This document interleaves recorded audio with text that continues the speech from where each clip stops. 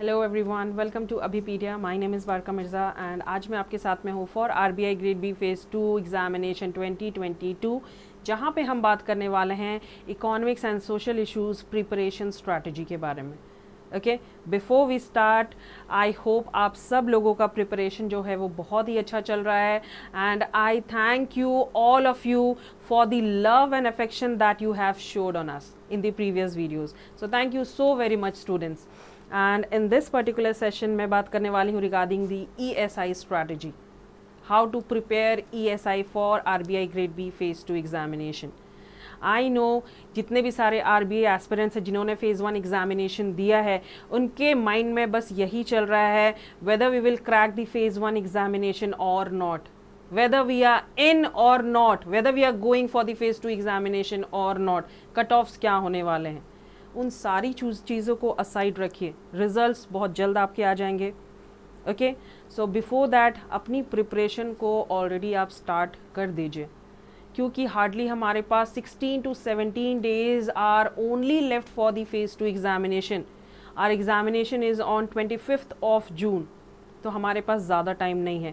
मेरी previous videos भी आई हैं, उसमें मैंने आपको फुल स्ट्रैटेजी बताया है, फुल प्रिपरेशन स्ट्रैटेजी बताया है फॉर फेज़ 2, जहाँ पे हम डिफरेंट सब्जेक्ट्स को कैसे हमने कितने दिन एलोकेट किए हैं, आपको प्रिपेयर कैसे करना है। आज जो मेरा पर्टिकुलर सब्जेक्ट है that is ESI strategy. Okay students, when we are talking about ESI, हमें पता है the difficulty level is very much, है ना। पेपर का जो डिफ़िकल्टी लेवल है बहुत हाई है, बहुत टफ रहता है पेपर। तो हमें ये नहीं सोचना है कि हमें अगर ESI का पोर्शन अगर डिफ़िकल्ट है तो हमें उसे थोड़ा रहने देना है, मतलब कि हाँ इसमें हमें कम ध्यान देना है। नो, सबसे पहले तो आप ये पता कीजिए कि what is the reason behind it. Reasons क्या है? We know that the reason is the syllabus, the vast syllabus of ESI। जो भी सारे क्वेश्चंस आते हैं, most of the question is based upon the datas, the reports, the issues. while we are talking about the ESI, the current affairs related questions आपको पूछे जाते हैं। तो हमें ये नहीं सोचना है स्टूडेंट्स कि हमें इसमें ESI का पोर्शन जो है वो बहुत ही डिफ़िकल्ट लेवल का है, बहुत डिफ़िकल्ट लेवल का क्वेश्चंस आता है एंड इसे हमें थोड़ा, इस पर हमें कम ध्यान देना है। नो, ये बात नहीं करनी है। आपको कोशिश करना है कि हमें कम से कम 58 to 60 मार्क्स स्कोर करना है ESI में। 58 to 60 मार्क्स आउट ऑफ 100 आपको स्कोर करना है when we are talking about economics and social issues. And ये भी बहुत ईजी हो जाएगा आप लोगों के लिए जब आप इस स्ट्रैटेजी को देखोगे स्टार्टिंग से लेकर एंड तक। कैसे हमें स्कोर करना है 58 to 60 मार्क्स इन ESI, वो भी हम सारी चीज़ें डिसाइड करेंगे। So try to score 50 to 60 marks. ऐसा प्रिपरेशन करो, ऐसी स्ट्रैटेजी बनाओ ताकि आपके 58 to 60 मार्क्स ESI में आ जाएं। ओके, तो utilize your maximum efficiency in these 16 to 17 days guys. Okay, so चलिए बिफोर वी स्टार्ट मैं आपको बता दूं, अभीपीडिया आपको प्रोवाइड कर रहा है complete test series for phase 2 examination of RBI grade B 2022। When we are talking about test series plays a very important role to crack the examination. Test series की जब हम बात करते हैं तो अभीपीडिया आपको प्रोवाइड कर रहा है कंप्लीट टेस्ट सीरीज, जिसके अंदर आपको इंग्लिश डिस्क्रिप्टिव का भी पोर्शन मिल जाएगा, देन फाइनेंस एंड मैनेजमेंट का भी पोर्शन मिल जाएगा गाइज, एंड ESI का भी पोर्शन मिल जाएगा, कंप्लीट टेस्ट सीरीज। ओके, इसमें हमें क्या समझने को मिलता है?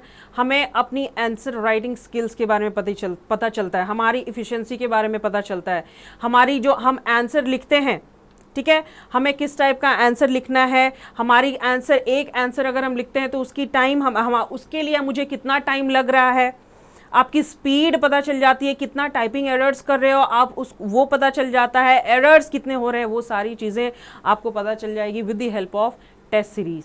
तो अभीपीडिया आप लोगों को प्रोवाइड कर रहा है complete test series of all the 3 subjects, English descriptive, finance and management and ESI।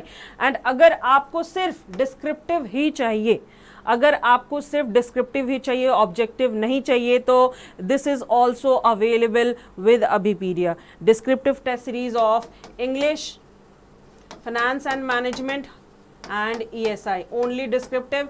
And अगर आपको सिर्फ ऑब्जेक्टिव टेस्ट सीरीज चाहिए तो ऑब्जेक्टिव टेस्ट सीरीज भी आप अवेलेबल है यहाँ पर of finance and management and ESI। Link is given in the description box guys, visit our description box, वहां पे आपको सारी इन्फॉर्मेशन जो है वो अवेलेबल मिल जाएंगी। Test series plays a very important role and it will help you to crack your examination. आपकी इससे प्रैक्टिस भी होती रहेगी कि किस तरह का आंसर आपको लिखना चाहिए, ठीक है। आपके आंसर की चेकिंग भी यहाँ पे हो जाएगी कि आपको मेन पॉइंट्स भी रिमार्क्स में भी आपको दे दिया जाएगा कि हाँ आपको कौन कौन से पॉइंट्स और ऐड करने हैं, या आपने आंसर कैसा लिखा है, आपका इंट्रोडक्शन ऐसा होना चाहिए, आपका कंटेंट कैसा होना चाहिए, हर एक चीज़ आपको यहाँ पे अवेलेबल मिल जाएंगी, ठीक है। Link is given in the description box, जब आप वहाँ पे जाओगे तो आपको सारी इन्फॉर्मेशन मिल जाएंगी गाइस, ओके। तो चले ओके, हम बात कर रहे हैं economics and social issues preparation strategy की, है ना। When we are talking about economics and social issue, no doubt the paper is very much difficult, but difficult है तो क्या हुआ, what is the reason behind it, the vast syllabus, है ना। यहाँ पे सिलेबस की हम बात करेंगे, दी वास्ट सिलेबस, एंड ज़्यादातर हमें यही देखने को मिला है प्रीवियस ईयर के क्वेश्चन से कि यहाँ पे सबसे ज़्यादा क्वेश्चंस आपको पूछा जाता है रिगार्डिंग दी डाटाज, है ना, रिपोर्ट्स के अकॉर्डिंग। मतलब करंट अफेयर्स का अगर हम पोर्शन देखें तो यहाँ पे बहुत ही ज़्यादा वास्ट है, इसके लिए पेपर का जो लेवल है वो भी डिफ़िकल्ट है। तो यहाँ पे आपको मैं बताने वाली हूँ, अगर हम ESI की बात करें तो यहाँ पे आपको स्टैटिक में एंड करंट में कहाँ कितना तक क्वेश्चंस आपको पूछा जा सकता है। गाइज अगर हम स्टैटिक की बात करते हैं तो यहाँ पे आपको 20 to 25 मार्क्स के क्वेश्चंस आपको यहाँ से आ सकता है, ऑब्जेक्टिव क्वेश्चंस, ठीक है। ऑब्जेक्टिव भी प्लस यहाँ पे करंट से भी आपको रिलेट कर दिया जाएगा। अगर हम डिस्क्रिप्टिव की बात करते हैं तो यहाँ पे दोनों को प्लस भी कर दिया जाएगा। ऑब्जेक्टिव तो क्वेश्चंस पूछा जाएगा, उससे रिलेट कर दिया जाएगा करंट का कुछ इश्यूज। तो हम अगर वेटेज देखते हैं तो स्टैटिक से आपको 20 to 25 मार्क्स के आपको क्वेश्चंस, आपको एसोसिएशंस हैं in ESI, okay. When we are talking about the current part, तो करंट पार्ट में स्टूडेंट्स आपको 70 to 75 मार्क्स के क्वेश्चंस आपको यहाँ से पूछे जाते हैं। When we are talking about the descriptive as well as subject objective questions. Current affairs जैसे कि हमने फेज़ 1 में भी इसकी तैयारी की है, तो नो डाउट हमारा प्रिपरेशन ऑलरेडी किया हुआ है इन द फेज़ 1 एग्जामिनेशन। हमने सारी चीज़ें कवर की हैं in the current affairs, whether we are talking about the RBI guidelines, whether we are talking about the government schemes, the reports, the indices, जितनी भी सारी करंट इश्यूज़ हैं related to sustainable development और environment और climate change, हर एक issues को हमने पढ़ा है इन द फेज़ 1 एग्जामिनेशन। तो यहाँ पे आपका एक बेनिफिट हो जाता है, एक एडवांटेज हो जाता है कि फेज़ 1 में हमने ऑलरेडी कवर किया है, तो थोड़ा कम मेहनत हमें फेज़ 2 के लिए करना पड़ेगा। लेकिन फेज़ 2 में मोस्ट इंपॉर्टेंट चीज़ क्या हो जाता है, आपका करंट अफेयर्स, क्योंकि करंट अफेयर्स से आपको 75 मार्क्स, 70 to 75 मार्क्स से क्वेश्चंस आते हैं for sure. Some question is based on static, but most of the question is based on the current issues. Current affairs से रिलेटेड बहुत सारे क्वेश्चंस आपको पूछे जाते हैं इन द एग्जामिनेशन। तो आपको ये ध्यान रखना है कि करंट जो इश्यूज़ है मई तक तो हमने किया ही है ना। करंट की बात करते हैं अगर हम, तो एग्जामिनेशन से ठीक 6 to 8 मंथ्स पहले का करंट अफेयर्स आपको कवर करने हैं, ठीक है। उससे रिलेटेड आपको क्वेश्चंस पूछा जाएगा। फेज़ 1 में जैसे हमने देखा कि फरवरी से, मार्च से, मई से दिसंबर का क्वेश्चंस बहुत ज़्यादा आया था इन दी फेज़ 1 एग्जामिनेशन, तो वैसा ही आपको एग्जामिनेशन जैसे कि जून में है तो उससे ठीक 6 to 8 मंथ्स पहले की न्यूज़ आपको कवर होने चाहिए स्टूडेंट्स। अगर हमारा करंट अफेयर्स का पोर्शन जो है पक्का है, अगर हमारा करंट अफेयर्स के ऊपर कमांड है, तो we will definitely crack the examination, no doubt. And अगर आपके करंट अफेयर्स के ऊपर कमांड नहीं है स्टूडेंट्स, तो मैं गारंटी दे सकती हूँ आप इस एग्जामिनेशन को क्रैक नहीं कर सकते, ओके। तो current affairs plays a very important role in the ESI as well as finance and management when we are talking about phase 2 examination. तो आपको बहुत ज़्यादा ध्यान देना है in the current affairs portion, ठीक है। अब हम बात करेंगे most important topics for objective objective question जो है वो कहाँ से आ सकता है, आपको मोस्ट इंपॉर्टेंट टॉपिक्स क्या हो जाते हैं ऑब्जेक्टिव क्वेश्चंस के लिए। मोस्टली हमें प्रीवियस ईयर के क्वेश्चन से यही देखने को मिला है कि ऑब्जेक्टिव क्वेश्चन अगर फेज 2 में पूछा जाता है तो मोस्ट इंपॉर्टेंट टॉपिक्स है हमारा economic growth and development, Indian polity से क्वेश्चन आते हैं, सस्टेनेबल डेवलपमेंट से, पॉवर्टी एलिवेशन जो कि डिस्क्रिप्टिव के लिए भी बहुत ही इंपॉर्टेंट है ये topics, monetary and fiscal policy very important, balance of payment very important, then यहाँ पे आपका इन्फ्लेशन भी आ जाता है। ठीक है, ये जो है students most of the important topics for objective as well as subjective से भी यहाँ पे क्वेश्चंस आपको आ सकता है, इन दीज टॉपिक्स से क्वेश्चंस पूछा जा सकता है। बट अगर हम ऑब्जेक्टिव की बात करते हैं तो यहाँ पे मोस्ट इंपॉर्टेंट टॉपिक्स हो जाता है हमारा monetary policy, then balance of payment, then inflation, then economic growth and development, then हमारा आ जाता है हमारा सस्टेनेबल डेवलपमेंट, पॉलिटी से रिलेटेड, यहाँ से आपको क्वेश्चंस पूछे जाते हैं। तो बेसिकली अगर हम क्वेश्चंस की बात करते हैं तो these chapters are related to basically the conceptual part, है ना, conceptual part। अगर हमें एक बार इसके concepts पता चल गए तो कोई भी questions related concept तो हमें पता है, what is monetary and fiscal policy, balance of payment क्या होता है, इकोनॉमिक ग्रोथ एंड डेवलपमेंट के अंदर क्या है, national income, GDP, GNP, these are included in it. तो अगर हमें कंसेप्ट पता है तो रिलेटेड जो करंट इश्यूज है इसके अकॉर्डिंग कोई भी क्वेश्चंस अगर आएगा, जो चेंजेस हुई हैं रिगार्डिंग दीज, तो हमें ईजिली पता होगा उसके बारे में क्योंकि हमने करंट अफेयर्स पढ़ा है। ओके, तो these are the most important topics for the phase 2 examination of ESI, economics and social issues. ठीक है,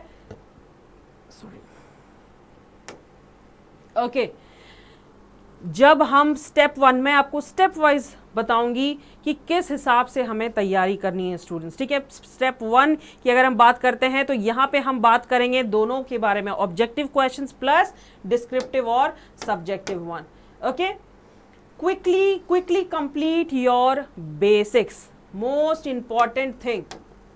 अगर हम फेज 2 की प्रिपरेशन कर रहे हैं, अगर हमें ऑब्जेक्टिव क्वेश्चंस भी आएंगे, डिस्क्रिप्टिव क्वेश्चंस भी आएंगे एग्जामिनेशन में, तो हमें सबसे पहले हमारे कंसेप्ट्स जो हैं वो क्लियर होने चाहिए। इसके लिए आपको क्या होना चाहिए, बेसिक नॉलेज होने चाहिए about different concepts, about different topics, है ना। उसके लिए आपको क्या पढ़ना पड़ेगा स्टूडेंट्स, अगर आपने NCERTs पढ़ी होगी,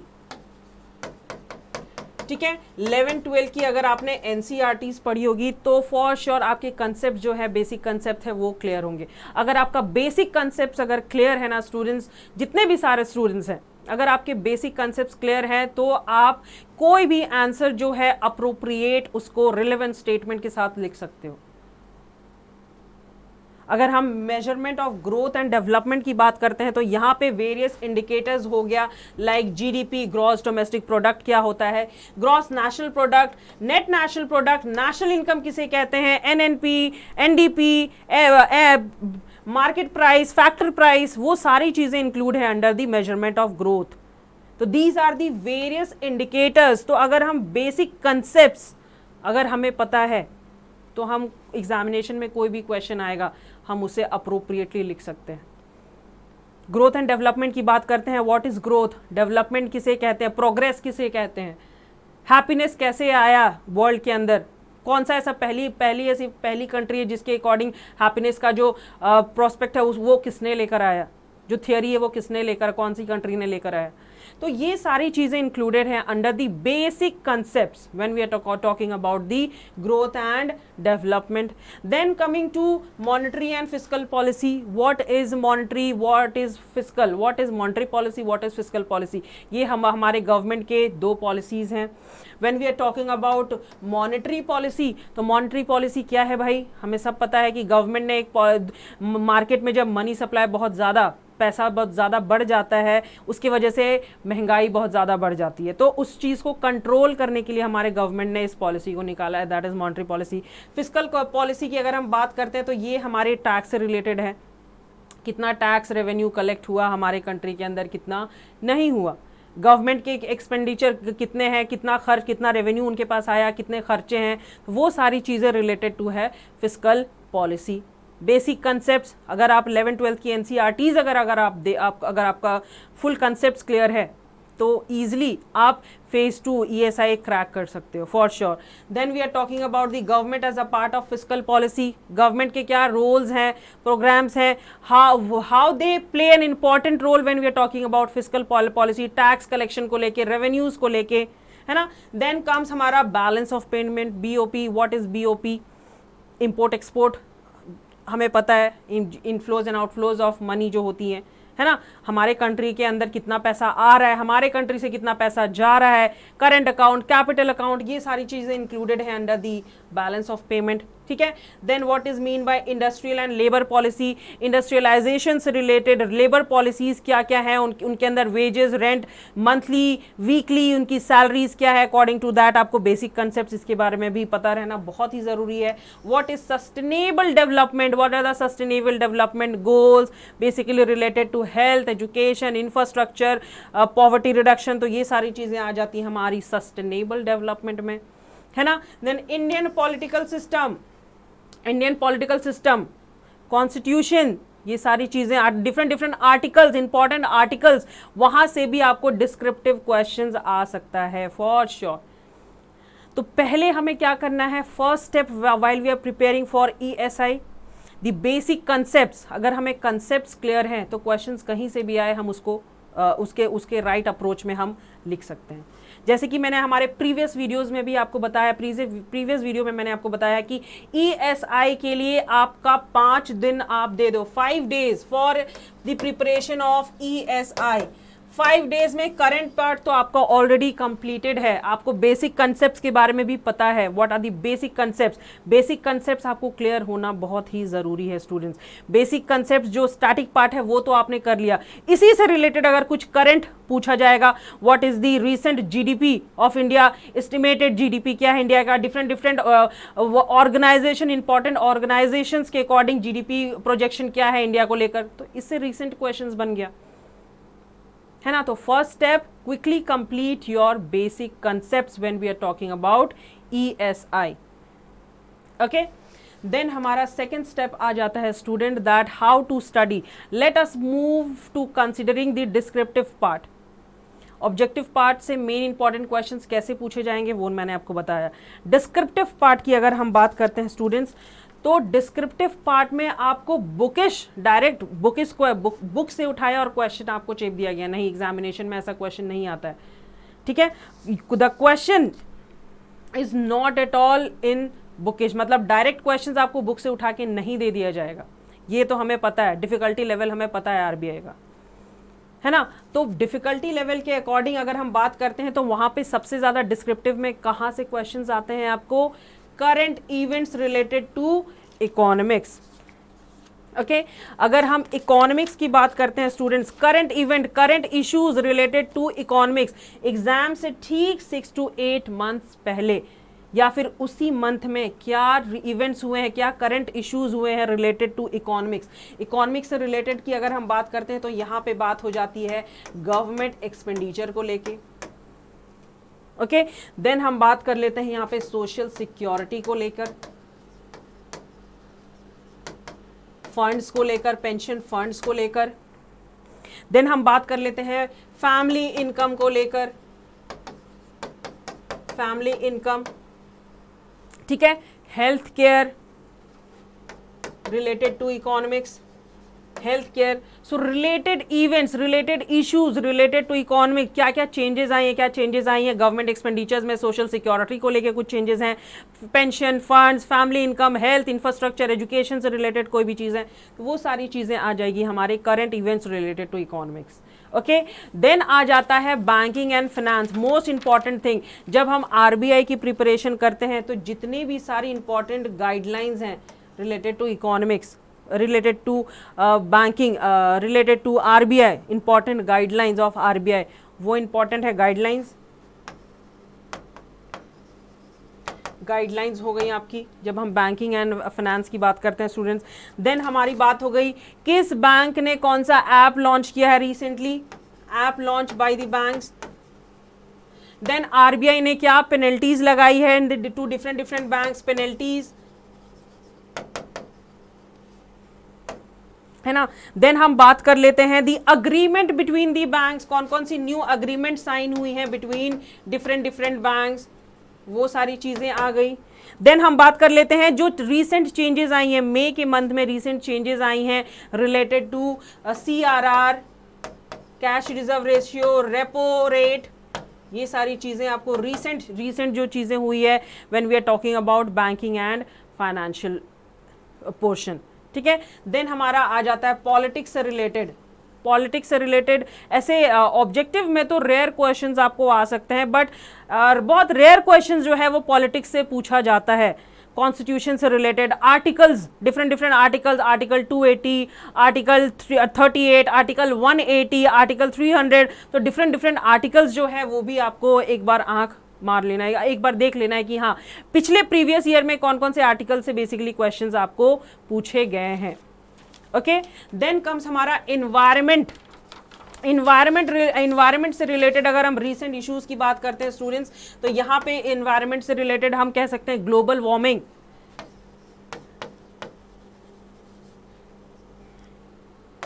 वार्मिंग से रिलेटेड जो इश्यूज चल रही हैं।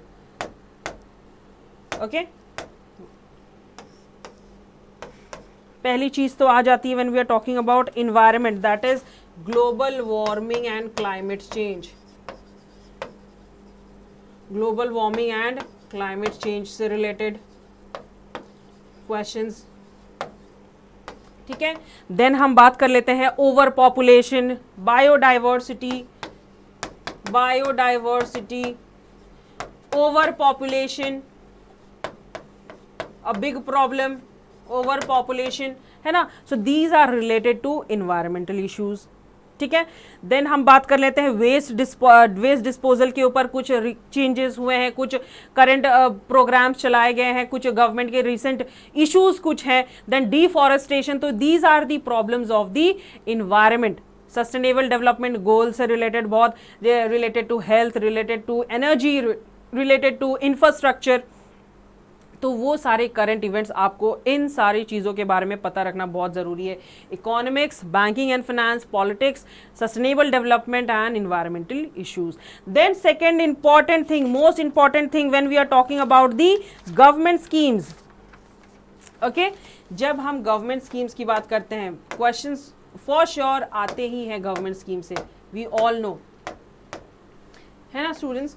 तो जब हम गवर्नमेंट स्कीम्स की बात करते हैं तो यहाँ पे आपको ऑब्जेक्टिव क्वेश्चंस भी आते हैं एंड सब्जेक्टिव क्वेश्चंस भी आपको पूछे जा सकते हैं when we are talking about RBI, but ज़्यादातर देखा गया है कि ऑब्जेक्टिव क्वेश्चंस पूछे जाते हैं रिगार्डिंग गवर्नमेंट स्कीम्स, ठीक है। तो गवर्नमेंट स्कीम्स की अगर हम बात करते हैं तो यहाँ पे सबसे पहली चीज़ है आपको ये ध्यान रखना है कि ये जो गवर्नमेंट स्कीम है वो स्टेट से है और या फिर सेंट्रल के लिए है,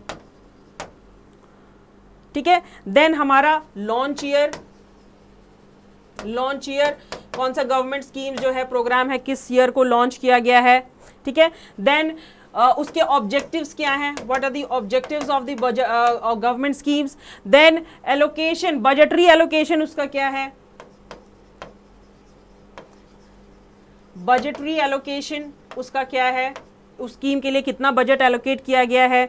देन कम्स हमारा target beneficiary, most important, target beneficiary कि कितने से कितने एज ग्रुप के जो लोग हैं वो इन्वॉल्व हो सकते हैं या नहीं हो सकते हैं अंडर दिस स्कीम। देन हमारा कम स्टेट स्कीम है या सेंटर स्कीम जो मैंने आपको बताया। Then current developments, current issues regarding this scheme, current development हुई है या करंट इश्यूज है रिगार्डिंग दिस स्कीम, वो सारी चीजें आ सकती हैं when we are talking about government schemes. Okay, then हम बात कर लेते हैं old government schemes and new government schemes. Old and new, अगर हम ओल्ड की बात करते हैं स्टूडेंट्स तो एग्जामिनेशन से एक साल पहले एग्जामिनेशन है आपका, उससे पिछले साल कौन कौन सी स्कीम्स जो हैं आपका गवर्नमेंट के अकॉर्डिंग लॉन्च किया गया है। ओल्ड स्कीम्स की अगर हम बात करते हैं, ठीक है, scheme launch more than a year before the examination, वो सारे स्कीम्स को आपको कवर करने हैं। एंड न्यू स्कीम्स की अगर हम बात करते हैं स्टूडेंट्स तो न्यू स्कीम्स जो एग्जामिनेशन से बिफोर, एग्जामिनेशन से ठीक 6 to 8 मंथ्स पहले अगर कोई स्कीम लॉन्च हुआ है तो वो सारी स्कीम्स जो है आपको कवर अप करने हैं, ठीक है। Static questions are rarely asked. अगर हम डिस्क्रिप्टिव की बात करते हैं तो डिस्क्रिप्टिव में स्टैटिक पोर्शन से बहुत कम क्वेश्चंस आते हैं, लेकिन करंट अफेयर्स से बहुत ज़्यादा क्वेश्चंस पूछा जाता है। तो दिस इज स्टेप 2 की डिस्क्रिप्टिव पार्ट। अगर हम डिस्कशन कर रहे हैं ईएसआई में, तो कौन कौन सी इंपॉर्टेंट टॉपिक्स है, कौन कौन से रिलेटेड इंपॉर्टेंट टॉपिक्स है जहां से आपको क्वेश्चंस आ सकता है फॉर श्योर। ठीक है, देन हम बात कर लेते हैं स्टेप 3 करंट अफेयर्स। ठीक है, तो करंट अफेयर्स की अगर हम बात करते हैं तो यहाँ पे आपको, जैसे कि जून में आपका एग्जामिनेशन है, ओके, जून में आपका एग्जामिनेशन है, तो 6 to 8 मंथ पहले से आपका कवर रहना चाहिए। जनवरी टिल में जो मेन इंपॉर्टेंट मंथ्स है उनका करंट अफेयर्स आपको आएगा ही फॉर श्योर एग्जामिनेशन में। तो पहली चीज आपने क्या करनी है, हम बात कर रहे हैं रिपोर्ट्स एंड इंडाइसेस की। पैरा बेस्ड क्वेश्चंस इसमें पूछा जा सकता है 2 मार्क्स के लिए। रिपोर्ट्स एंड इंडाइसेस की अगर हम बात करते हैं तो बेसिकली रिपोर्ट्स एंड इंडाइसेस का मोस्ट इंपॉर्टेंट पार्ट कौन सा हो जाता है जहां से आपको मोस्ट ऑफ द क्वेश्चंस आ सकते हैं for sure, that is related to roads, then railways, ठीक है, then poverty, MPI poverty, multidimensional poverty index से रिलेटेड, देन हम housing. So these are the most important areas जहां से आपको रिपोर्ट्स एंड इंडाइसेस से क्वेश्चंस आ सकता है for sure. And most importantly the international organisations, जो बड़े बड़े ऑर्गेनाइजेशंस हैं, इंटरनेशनल ऑर्गेनाइजेशंस दैट इज उनके अकॉर्डिंग जो रिपोर्ट्स दिया जाता है, दैट इज हमारा जीडीपी का फॉरकास्ट। ऑर्गेनाइजेशन, बड़े बड़े ऑर्गेनाइजेशंस वो हाउसिंग को लेके, पॉवर्टी को लेके, एजुकेशन को लेके, रोड्स को लेके, रेलवेज को लेके उनका एस्टिमेशन क्या होता है, प्रोजेक्शन क्या होता है। And here we can say the important organisations that is UNICEF, then World Bank, then IMF, International Monetary Fund, ये सारे इंपॉर्टेंट ऑर्गेनाइजेशन हो गए। Then ministry of finance, NITI Aayog, ministry of finance, UN, Asian development banks. तो ये सारे important बड़े बड़े organisations हो गए हैं। इनके अकॉर्डिंग जो जो रिपोर्ट्स, इंडाइसेस, जो भी प्रोजेक्शंस दिए गए हैं उनके अकॉर्डिंग आपको क्वेश्चंस फॉर श्योर पूछा जाएगा। Recent questions when we are talking about current affairs. Government schemes के बारे में हमने पढ़ा कि ऑब्जेक्टिव क्वेश्चंस 2 मार्क्स या फिर 1 मार्क्स के लिए आपको पूछा जा सकता है। Social and environment news, environment से रिलेटेड मैंने आपको जैसे कहा कि ओवर पॉपुलेशन को लेकर, बायोडाइवर्सिटी को लेकर, डिफॉरेस्टेशन को लेकर, ग्लोबल वार्मिंग को लेकर रीसेंट न्यूज, जो रीसेंट इश्यूज है वहां से आपको क्वेश्चंस पूछे जा सकते हैं। Economics and national news, economics से रिलेटेड, हेल्थ से, इंफ्रास्ट्रक्चर से, फैमिली से, इनकम से, तो यहां से इन क्वेश्चंस आपको पूछे जा सकते हैं फॉर श्योर। ओके, तो जो भी बड़े बड़े ऑर्गेनाइजेशंस हैं, इंटरनेशनल ऑर्गेनाइजेशंस हैं, वो सारी चीजें आपने ध्यान रखनी है। देन स्टेप 4 हो जाता है हमारा union budget and economic survey, most important thing. Union budget and economic survey से फेज 1 में भी क्वेश्चन आया है, तो ज्यादा इसमें टाइम स्पेंड नहीं करना है स्टूडेंट्स। ऑब्जेक्टिव क्वेश्चंस अगर आएंगे तो इसमें से आपको क्वेश्चन पूछा जाएगा।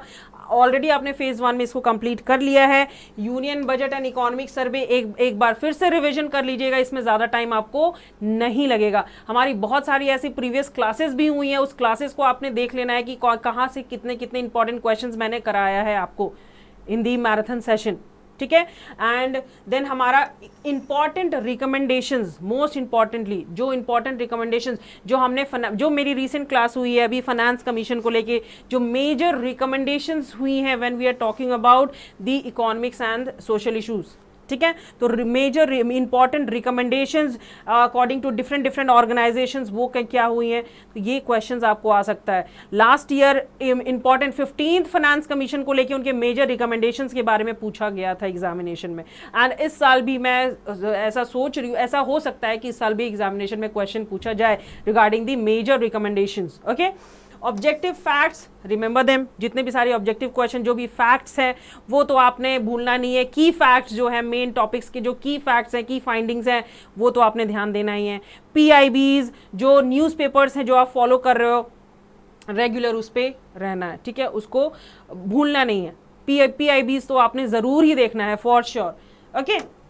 देन स्टूडेंट्स हम बात कर लेते हैं, हम कुछ डिस्कस कर लेते हैं regarding the previous year questions of ESI कि प्रीवियस ईयर क्वेश्चन में आपको किस टाइप के क्वेश्चंस जो है वो पूछे गए हैं एग्जामिनेशन में, ओके। यहाँ पे हम बात करेंगे, पहली क्वेश्चन है, मैं यहाँ पे मैंने आपके फॉर एग्जांपल 5 क्वेश्चंस में लेकर आई हूँ, तो यहाँ मैं 1 से 2 क्वेश्चन आपके लिए डिस्कस करूंगी कि कैसे आपको किस टाइप का क्वेश्चन आपको पूछा गया है, आपको क्वेश्चन का आंसर किस हिसाब से लिखना है। Okay, how you can write answer, how you can start answer. पहला क्वेश्चन है, vertical and horizontal transfer of resources from central to state in light of 15th finance commission and how the objectives can be achieved। यहाँ पे बात हो रही है 15th finance commission की। When we are talking about a finance commission क्या है student? it is a constitutional body set up for every 5 years by the president of our country under article 280, है ना? कितना आर्टिकल में? Under article 280। ठीक है, हमें फाइनेंस कमीशन के बारे में पता है। 15th फाइनेंस कमीशन जो है वो लास्ट फाइनेंस कमीशन था फ्रॉम 2021-22 से लेकर 2025-26 तक। हर 5 साल के लिए फाइनेंस कमीशन को बिठाया जाता है। मेजर रिकमेंडेशंस दिए जाते हैं when we are talking about finance commission, and 15th finance commission is the recent finance commission, 15th finance commission, जिसमें मेजर रिकमेंडेशंस दिए गए हैं। When we are talking about the recommendations, यहाँ पे बात हो रही है रिगार्डिंग द फिस्कल डेफिसिट को कितना कम करना चाहिए। यहाँ पे बात हो रही है दी डिफेंस सेक्टर्स को लेके, हेल्थ को लेके, एजुकेशन को लेके, इन्वायरमेंट को लेके, सस्टेनेबल डेवलपमेंट को लेके डिफरेंट मेजर रिकमेंडेशंस दिए गए हैं बाय दी फाइनेंस कमीशन। ठीक है, तो ये क्वेश्चंस एक लास्ट ईयर में पूछा गया था। तो अगर हम इस क्वेश्चन को लिखना चाहें स्टूडेंट्स, तो हम कैसे लिख सकते हैं? तो फर्स्ट ऑफ ऑल आपको इंट्रोडक्शन लिखना है। फर्स्ट स्टेप क्या हो जाता है हमारा? Introduction part. इंट्रोडक्शन पार्ट में आपको डिफाइन करना है व्हाट इज फाइनेंस कमीशन। यहाँ पे आप डिफाइन कर सकते हो 15th finance commission. Finance commission क्या है भाई? कॉन्स्टिट्यूशनल बॉडी है। यहाँ पे आप डिफाइन कर सकते हो 15th फाइनेंस कमीशन। ठीक है, सेकेंड हम बात कर लेते हैं, यहाँ पे आप इसके ऑब्जेक्टिव्स को भी लिख सकते हो। What are the main objectives of 15th finance commission. अगर हम ऑब्जेक्टिव की बात करते हैं तो यहाँ पे बात हो रही है between the centre and the state. जो टैक्स कलेक्शन होता है गवर्नमेंट का, गवर्नमेंट जो टैक्स कलेक्ट करती है, जो रेवेन्यू उनके पास आता है, तो उस रेवेन्यू को कितना डिस्ट्रीब्यूट करना है to the centre, to the states, and states के बीच में डिफरेंट स्टेट्स को, उसके बाद लोकल बॉडीज को। ये चीजें कौन डिसाइड करती है? Finance commission. ओके, तो यहां पे क्वेश्चन आपको पूछा गया है students, vertical and horizontal. Vertical devolution, what is vertical transfer और वर्टिकल डिवोल्यूशन? वर्टिकल डिवोल्यूशन या वर्टिकल ट्रांसफर हम कहते हैं स्टेट एंड सेंटर के बीच टैक्स जो कलेक्शन हुआ है, कितना रेवेन्यू स्टेट के पास जाएगा, कितना रेवेन्यू सेंटर के पास जाएगा, ये चीज डिसाइड करेगी हमारी finance commission. That is vertical transfer. When we are talking about horizontal transfer, what is horizontal transfer students? Horizontal transfer यहाँ पे बात हो रही है स्टेट टू स्टेट के बीच में कितना रेवेन्यू दिया जाएगा, प्रोसीड किया जाएगा to state and different states in our country. तो यहाँ पे आपको उसके बारे में भी बता दिया जाएगा। पहले इंट्रोडक्शन पार्ट लिखना है, उसके बाद उसके मेन ऑब्जेक्टिव्स लिखने हैं, उसके बाद थर्ड पार्ट में आपको लिखना है what is vertical transfer, horizontal transfer क्या है। ठीक है, देन आपको लिखना है दी मेजर रिकमेंडेशंस, कि गवर्नमेंट का मेजर रिकमेंडेशन जो हमारे finance commission, 15th finance commission जो रिसेंट फाइनेंस कमीशन हुआ है, उसका रिकमेंडेशन, मेजर इंपॉर्टेंट रिकमेंडेशंस क्या क्या है related to fiscal deficit, related to health, education, related to defence, related to sustainable developments, related to environment. तो ये सारे रिकमेंडेशंस आप ऐड कर सकते हो to enhance your topic. Okay, then second question आपको पूछा गया था लास्ट प्रीवियस ईयर में, that define various measures of poverty estimation, the merits and demerits of poverty estimation, then terms of per capita income, inflation and consumption and safety. तो यहाँ पे एक easy question हम इसे कह सकते हैं कि पॉवर्टी क्या है, पॉवर्टी एस्टिमेशन क्या है, इंट्रोडक्शन दे सकते हो, उसके मेरिट्स क्या है, उसके डिमेरिट्स क्या है, इट रिगार्डिंग दी पर कैपिटा इनकम ऑफ दी पर फैमिली, पर कैपिटा इनकम, फैमिली का इनकम कितना है कंट्री के अंदर, इन्फ्लेशन क्या है, महंगाई का क्या ऊपर नीचे हो रही है फ्लक्चुएशंस, कंजम्पशन को लेके एंड सेफ्टी नेट को लेके। ठीक है, तो इंपॉर्टेंट क्वेश्चन है पॉवर्टी से रिगार्डिंग, हर साल क्वेश्चंस आता ही है पॉवर्टी से रिलेटेड डिस्क्रिप्टिव पार्ट। देन आ जाता है हमारा role of demography in India's economic transactions. Transition, demography transitions in India, role of demography in Indian economy, वो सारी चीज़ें। Discuss India's commitment to climate change in light of socio economic health and development aspect, तो यहाँ पे बात आ जाती है students environmental को लेके, क्लाइमेट चेंज को लेके, रीसेंट इश्यूज़ क्या हैं, वो सारी चीज़ें आपको डिस्कस करना है to enhance your topic, to enhance your quality. Then analyse the measures suggested for disinvestment in strategic and non strategic sectors in terms of rational and impact, तो यहाँ पे आपको क्वेश्चन पूछा गया है regarding disinvestment, very important topic, ठीक है। तो सबसे पहले हमें ये मालूम करना है व्हाट इज डिसइन्वेस्टमेंट। डिसइन्वेस्टमेंट क्या हो जाता है स्टूडेंट्स, जहां पे जो आपके एसेट्स हैं वो आप इजीली इसको कन्वर्ट कर सकते हो कैश में। इन्वेस्टमेंट क्या हो जाता है, हमारे पास कैश रहता है, हम उसको एसेट में कन्वर्ट कर देते हैं। लेकिन डिसइन्वेस्टमेंट क्या हो जाता है, उसके ऑपोजिट हो जाते हैं। तो यहाँ पे आपको पहला इंट्रोडक्शन देना है, डिसइन्वेस्टमेंट क्या है। डिसइन्वेस्टमेंट के दो टाइप्स हो जाते हैं, स्ट्रैटेजिक एंड माइनॉरिटी डिसइन्वेस्टमेंट, ठीक है। उसके बाद डिसइन्वेस्टमेंट का बेनिफिट्स, कि डिसइन्वेस्टमेंट करने से हमारे सरकार को क्या मदद मिल रहा है, एंड उसके डिफरेंट एस्पेक्ट, उनके डिफरेंट इम्पैक्ट जो लोगों के ऊपर पड़ रहा है या फिर बिजनेसमैन के ऊपर पड़ रहा है, या डिफरेंट चीज़ों में चेंजेस देखने को मिल रही है। गवर्नमेंट का जो डेफिसिट्स है क्या वो कम हो रहा है कि नहीं है, गवर्नमेंट्स की जो बोरोइंग्स हैं वो क्या कम हो रही है कि नहीं हो रही है, तो ये सारी चीजें आपने ऐड करना है इन दिस पर्टिकुलर सेक्शन, ठीक है। तो ये सारे डिफरेंट इंपॉर्टेंट टॉपिक्स है गाइस, जहां से आपको लास्ट ईयर क्वेश्चंस पूछा गया था। ओके, डिस्क्रिप्टिव पार्ट हम और भी सेशंस लाएंगे स्टूडेंट्स, जहां पे मैं आपको बताऊंगी how to write the descriptive answers. Okay, तो मोस्ट इंपॉर्टेंट अप्रोचेस, कौन कौन से अप्रोचेस हैं जब हम ESI की प्रिपरेशन कर रहे हैं, डिस्क्रिप्टिव पार्ट की प्रिपरेशन कर रहे हैं, तो आप हमें मोस्ट इंपॉर्टेंट अप्रोचेस हमारी क्या होनी चाहिए, क्या क्या चीज़ें हमें फॉलो करनी चाहिए, ठीक है।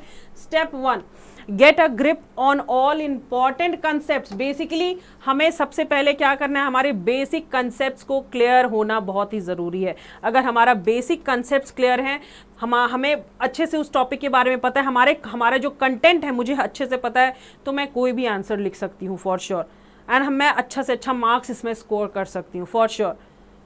कंसेप्ट मुझे पता है, करंट इशू भी मुझे पता है, मैं इंट्रोडक्शन दूंगी, कंसेप्ट के बारे में बताऊंगी, उसके ऑब्जेक्टिव के बारे में बताऊंगी, उसके मेरिट्स, उसके डिमेरिट्स, उसके ट्रेंड्स, जो रिपोर्ट्स हैं, रीसेंट रिपोर्ट्स हैं, एनालिसिस जो भी हैं, वो मैं सारी डिटेल इंफॉर्मेशन करके एक राइट अप्रोच में अपने आंसर को लिख सकती हूँ फॉर श्योर, अगर हमारे कंसेप्ट जो हैं वो क्लियर है। Second, accept questions related to current affairs, so track all the important events, reports, schemes and policies and have key points ready for these. At least 6 to 8 months current affairs questions आएंगे for sure, ठीक है। Make a list of important topics mention in the union budget and economic survey. Union budget and economic survey इस साल के budget session में किस किस important area से के बारे में बात की गई, किस किस इंपॉर्टेंट एरिया, ऐसा इंपॉर्टेंट एरिया उसका बजट एलोकेशन क्या है, मोस्ट इंपॉर्टेंट जो टॉपिक्स है जो बजट एंड इकोनॉमिक सर्वे में डिस्कस किया गया है, उस चीज को आपने ध्यान रखना है, ठीक है। Note the points that you can use them for any type of questions asked from these two sources. तो इन दोनों सोर्सेज से, यूनियन बजट से या इकोनॉमिक सर्वे से, जरूर आपने एक बार देखना है। जैसे हमने फेज 1 में तैयारी की, एक बार इसके लिए भी हाफ एन आवर भी निकालो, क्योंकि आपका ऑलरेडी किया हुआ है एक revision. Okay, step 4, for opinion based question which would mostly be asked from the social issues section, you need to justify the stand you take. आपका ओपिनियन का क्या होना चाहिए when you are talking about social movement, social security, वो सारी चीजें mention करना, examine करना है कि आपकी ओपिनियन क्या होना चाहिए regarding the topic. Do not spend time preparing points for this. You can use a few data points noted down while studying current affairs. तो नॉर्मल सी बात है का सोशल सिक्योरिटी को लेके कोई भी अगर करंट इश्यूज जब आप पढ़ रहे हो, या तो कोई मैगजीन पढ़ रहे हो या न्यूज़पेपर पढ़ रहे हो या गवर्नमेंट की कोई भी स्कीम्स आई हैं, तो आप क्या कर रहे हो, वो इंपॉर्टेंट टॉपिक एक बुक में ही आपने किया होगा फेज 1 में, उसी में आप ऐड करते जाओ जो भी न्यू चीजें आई हैं, एंड बस उसको रिवाइज करो। Practice at least 12 to 15 answers before you go for the examination. तो स्टूडेंट्स, जैसे कि मैंने आपको कहा है, आपको सिंगल टॉपिक उठाना है। ऐसा नहीं कि मेरा वास्ट सिलेबस इतना दिया हुआ है तो कोई भी टॉपिक से मैं कोई भी क्वेश्चंस कर लूँ, नहीं, सिंगल टॉपिक आपने उठाना है। मैंने आपको 5 days दिया है फॉर द प्रिपरेशन। 5 days बहुत होता है। For your preparation of ESI। ठीक है, तो 5 डेज में क्या करना है आपको, इंपॉर्टेंट जो भी जितने भी सारे टॉपिक्स दिए गए हैं, मैंने आपको इंपॉर्टेंट टॉपिक्स भी दिए गए हैं। मैं ज़रूरी नहीं बोल रही हूँ कि हाँ यही इंपॉर्टेंट टॉपिक्स है, यहीं से क्वेश्चन पूछा जाएगा, नहीं, आपको ऐसे तो सारे ही इंपॉर्टेंट है, बट मोस्ट इंपॉर्टेंट टॉपिक्स मैंने आपको बताया, ऐसे तो आपको सब कुछ ही कवर करना है। ओके, तो 5 डेज में आपने क्या करना है स्टूडेंट्स, सिंगल टॉपिक उठाना है, जैसे कि ग्रोथ एंड डेवलपमेंट हो गया, तो ग्रोथ एंड डेवलपमेंट का 5 to 10 क्वेश्चंस आपको सॉल्व करना है डेली 5 to 10 क्वेश्चंस, मतलब एक पर्टिकुलर टॉपिक से आपको 5 to 10 क्वेश्चंस फॉर श्योर करना है सॉल्व। जैसे कि ग्रोथ एंड डेवलपमेंट हो गया, या ह्यूमन डेवलपमेंट हो गया, या मॉनेटरी एंड फिस्कल पॉलिसी हो गई, या फिर इन्फ्लेशन हो गया, या फिर हम कह सकते हैं इंडियन पॉलिटिकल सिस्टम हो गया, सोशल मूवमेंट्स हो गया। तो डिफरेंट पर्टिकुलर टॉपिक लेना है, पर्टिकुलर टॉपिक से 5 to 10 क्वेश्चंस प्रैक्टिस करना है रोज, तभी आप 60 मार्क्स 50 to 60 या 60 to 70 मार्क्स स्कोर कर सकते हो in ESI to win the phase 2 examination. Very much important, बहुत ही ज़्यादा इंपॉर्टेंट है, practice practice and practice. And आपने ये भी ध्यान देना है कि एक अगर पर्टिकुलर आंसर आप लिख रहे हो, तो एक पर्टिकुलर आंसर लिखने में आपका मैक्सिमम टाइम कितना जा रहा है, मैक्सिमम आपको 10 मिनट लगने चाहिए, ओनली 10 मिनट्स, इससे ज़्यादा नहीं। ठीक है, तो जितने दिन बचे हैं आपके, हर एक दिन मैं बोलूँगी ESI की स्ट्रैटेजी बनाइए। दिन जैसे कि मैंने 5 डेज का है, तो एक दिन में आप कितने भी टॉपिक्स अगर उठा रहे हो, उस टॉपिक के 5 to 10 क्वेश्चन ज़रूर प्रैक्टिस करना है फॉर श्योर। उसमें आपके एरर्स भी पता चलेंगे, आपकी टाइम लिमिट भी पता चल जाएगी, आप एक आंसर लिखने में कितना टाइम दे रहे हो वो भी आपको फॉर श्योर पता चल जाएगा स्टूडेंट्स। एंड आई होप आप लोगों को ये वीडियो जो है वो बहुत ही अच्छा लगा होगा। एंड आप मुझे कमेंट करके बताइए, कोई भी क्वेरी हो रिगार्डिंग एनीथिंग, डू कमेंट में इन दी कमेंट सेक्शन, जो भी होगा आपकी क्वेरी मैं आपकी क्वेरी को सॉल्व कर दूंगी फॉर श्योर। ठीक है, and thank you so very much, हम मिलते हैं अपने नेक्स्ट सेशन में।